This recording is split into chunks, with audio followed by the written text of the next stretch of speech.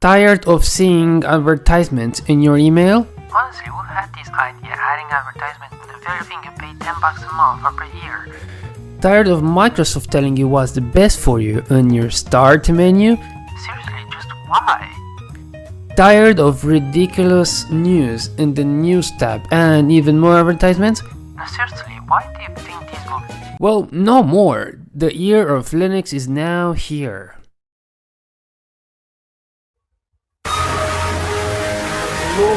Cu Windows-ul mătii și Cristosul mătii.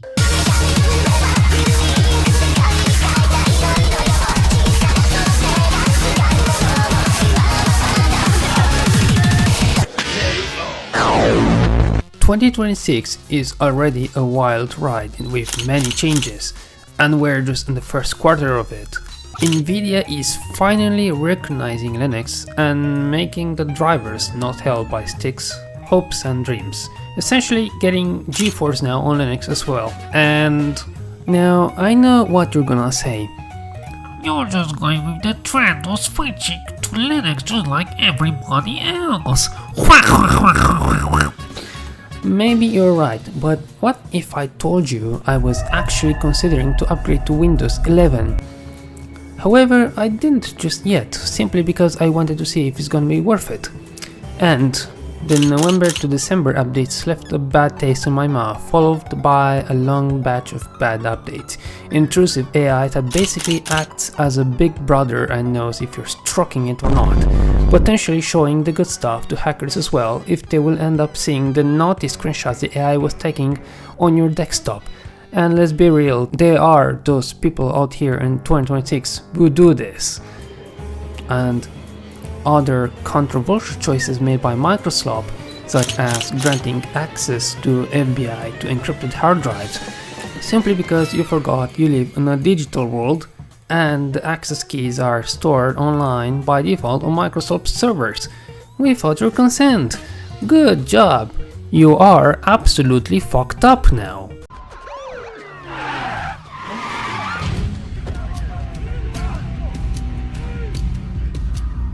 Now, you should not actually worry about it if, don't do crimes in such a manner to get the FBI with a warrant on you, but the issue itself is rather the privacy itself, knowing that even Microsoft can sniff inside your hard drive anyways. So what is the point of this video anyways? At first I wanted to make a simple video about Half-Life modding Linux ecosystem, but it wasn't as simple as I have anticipated at first. My adventure started on Reddit, where I naively believed that perhaps somebody there may know something specific to my needs, but the general response was to just go and try out distributions myself.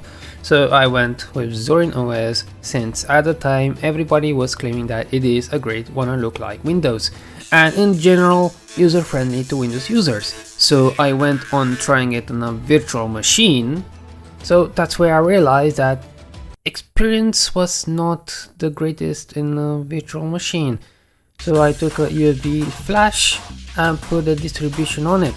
Now I could not repartition or get some free space on my SSD or hard drive. Even if I did, I was fearful of screwing up something, so I took another USB flash and started installing the distribution on it. Now, for some reason, it didn't go as smooth as it did on the virtual machine. Taking 3 attempts at installing it met with strange AMD error installations that cannot explain myself. So I flushed ZorinOS down the toilet and went for the next one. Linux Mint. Now, this isn't my first time on Linux Mint, as I got this distro somewhere around 2021.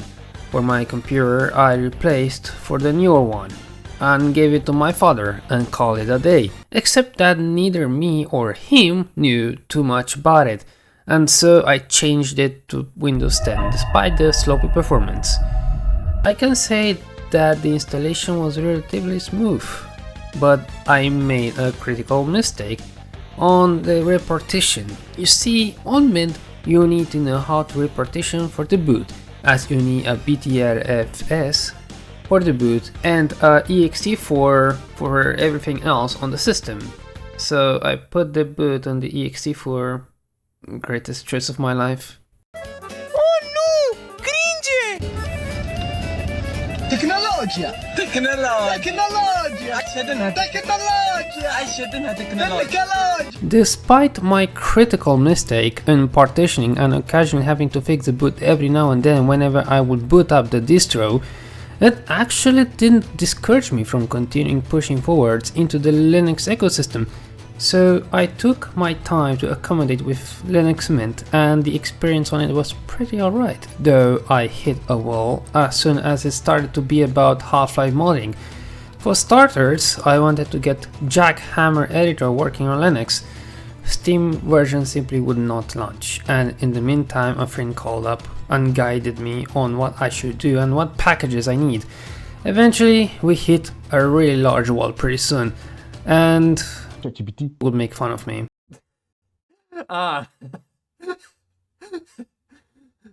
Acting clueless every time I will tell something else was missing, except that the non-Steam version of it actually works flawlessly. I told you it's this one. It's this one. Okay, it works.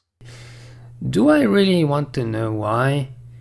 It was absolutely frustrating, so he recommended me Arch Linux.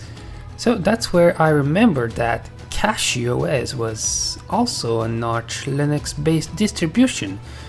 So I went to flush Linux Mint and go to install CachyOS.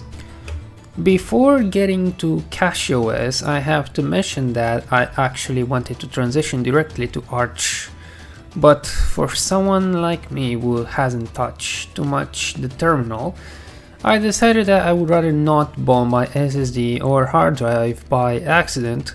So I fetched CachyOS and the installation was a lot more better, quite simple and fast, getting it done in approximately 7-10 minutes.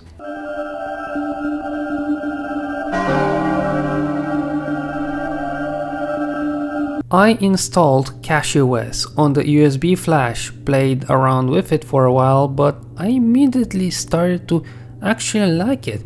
KDE Plasma was really good, the performance was alright, and the level of customization was crazy. So a couple of days later, I prepare myself to nuke Windows 10 forever and install CachyOS as my main daily operating system. Best choice of my life. Games simply work.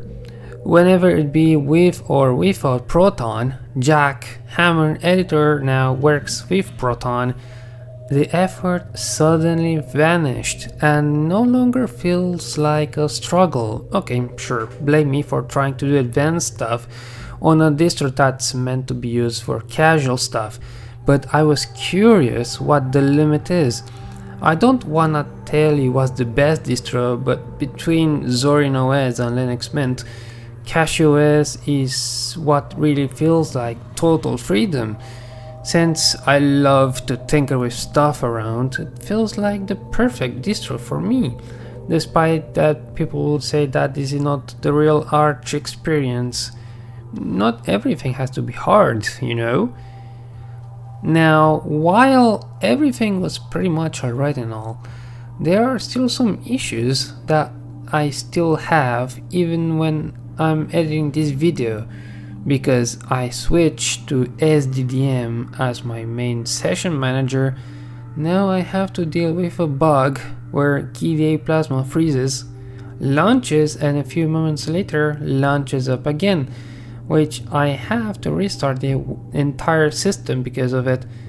Whenever this is an NVIDIA issue, I tried all possibilities, but Google is telling me that I should just switch from SDDM back to Light DM, and there was something else that was prone into completely breaking the entire operating system.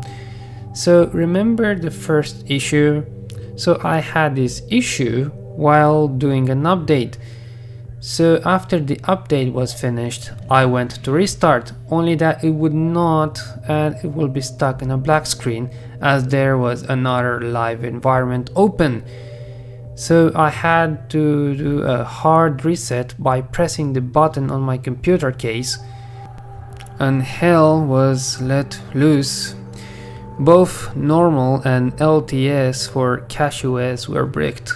It took almost an entire day to get this fixed up as ChatGPT continued to run me in circles until I was fed up with it and started to use Google's AI instead, which finally got me into fixing up everything and get the boot to launch up.